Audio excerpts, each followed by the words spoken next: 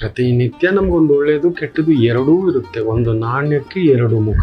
ನೀವು ಎಲ್ಲಿವರೆಗಾದರೂ ಹೋಡಿ, ಯಾವತ್ತೂ ಮಾಡಿದ ತಪ್ಪು ನೀವೆಷ್ಟೇ ಒಳ್ಳೆಯವರಾಗಿ, ಆನಂತರ ಎಷ್ಟೇ ಒಳ್ಳೆಯವರಾಗಿ, ಎಷ್ಟೇ ದೂರಕ್ಕೆ ಹೋಗಿ, ನಿಮ್ಮನ್ನು ಕರ್ಮ ಬೇಟೆಯಾಡುತ್ತದೆ.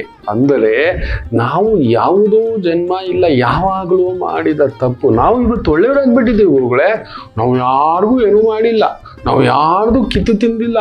ನಾವು ಮಾಡಿರುತ್ತೇವೆ ಮಕ್ಕಳೇ. ದೇವರನ್ನೇ ಬಿಡುವುದಿಲ್ಲ ಕರ್ಮ. ರಾಮನನ್ ಬಿಟ್ಟಿಲ್ಲ, ಕೃಷ್ಣರನ್ ಬಿಟ್ಟಿಲ್ಲ, ಪರಶುರಾಮರನ್ ಬಿಟ್ಟಿಲ್ಲ, ಯಾರನ್ ಬಿಟ್ಟಿಲ್ಲ. ಖುದ್ದು ಪ್ರಹ್ಲಾದರನ್ನು ಬಿಡಲಿಲ್ಲ. ಸದಾ ಒಂದು ಭಗವಂತನ ಕೀರ್ತನ ಮಾಡುತ್ತಿದ್ದಂತ ಪ್ರಹ್ಲಾದರನ್ನೇ ಬಿಡಲಿಲ್ಲ. ಸೊ ನಾವು ಮಾಡಿದ್ದು ಯಾವುದೋ ಒಂದು ತಪ್ಪು, ನಾವಿವತ್ತು ಒಳ್ಳೆಯವರಾಗ್ಬಿಟ್ಟಿದ್ದೀವಿ, ದಾನ ಧರ್ಮ ಮಾಡ್ತಿದ್ದೀವಿ, ಪೂಜೆಗಳು ಮಾಡ್ತಿದ್ದೀವಿ, ವ್ರತಗಳು ಮಾಡ್ತಿದ್ದೀವಿ. ನೋಡಿ, ನಾವು ಒಂದು ಚಿಟ್ಟೆದು ರೆಕ್ಕೆ ಕಿತ್ತಾಕಿದ್ವಿ, ಒಂದು ಪುಟ್ಟು ಚಿಟ್ಟೆ, ಅದೇನ್ ಮಾಡುತ್ತೆ? ತಪ್ಪೇ.